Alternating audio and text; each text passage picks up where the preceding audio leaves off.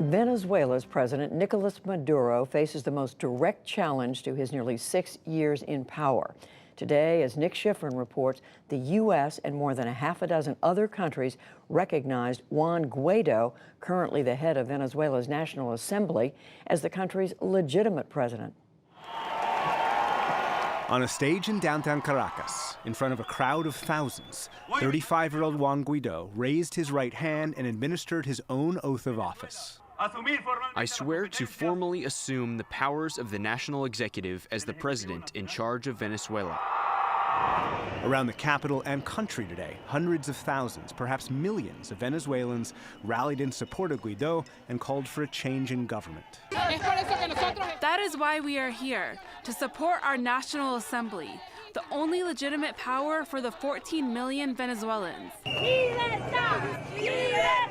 Nuns demanded freedom, and other protesters demanded President Nicolas Maduro step down. Your time is up, and your cabinets. Understand this, Venezuela has outgrown you. Venezuelans have protested before, but this time the usually fractured opposition has a consensus leader. Until recently, Guaido was relatively unknown, but he's crisscrossed the country speaking against Maduro, asking for support from the international community and Venezuela's powerful military. We are not asking you to mount a coup or to shoot. On the contrary, we are asking you not to shoot at us and defend together with us the right of our people to be heard.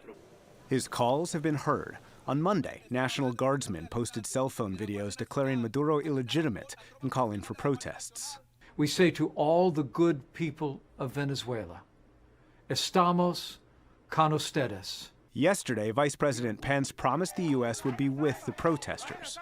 And today in a statement, President Trump endorsed Guaido as the interim president and said, the people of Venezuela have courageously spoken out against Maduro and his regime and demanded freedom and the rule of law. This is one of the most historic days for Venezuela's modern history. Moises Rendon is an associate director of the Center for Strategic and International Studies. He says Guaido's announcement today and President Trump's endorsement allows the U.S. to redirect payments for Venezuelan oil, which accounts for 90% of Venezuela's GDP. Every single asset, every single bank account, every single contract, all the management of this republic's asset will be transferred to the National Assembly and to Juan Guaido's. But Maduro is pushing back. Today he cut off diplomatic relations with the U.S. and gave U.S. diplomats 72 hours to leave the country. Do not trust the Gringo Empire. The Gringos do not have friends, nor are they loyal to anyone. The Gringos have interests: Venezuelan oil, Venezuelan gas, Venezuelan gold.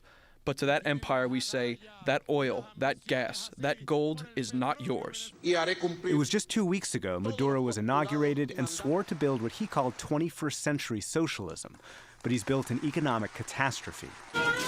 Venezuela used to be Latin America's wealthiest country, but Caracas residents have demanded access to a supermarket even if the shelves were empty because of a shortage of food.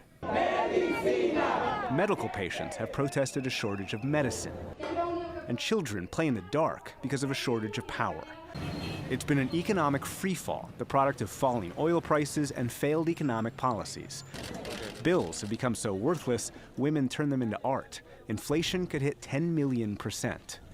All of it sparked the region's largest ever exodus. More than 3.5 million Venezuelans have fled their homes and created a humanitarian crisis that increased regional criminality. It represents a humanitarian and security crisis in the region that is impacting not only neighboring countries, but like the U.S. as well.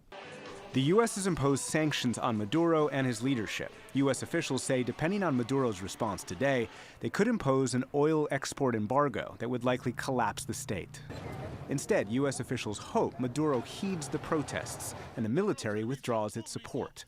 Maduro will fight, but he faces a perfect storm of economic pressure, international condemnation, a popular opponent, and the mobilization of his own people. For the PBS NewsHour, I'm Nick Schifrin.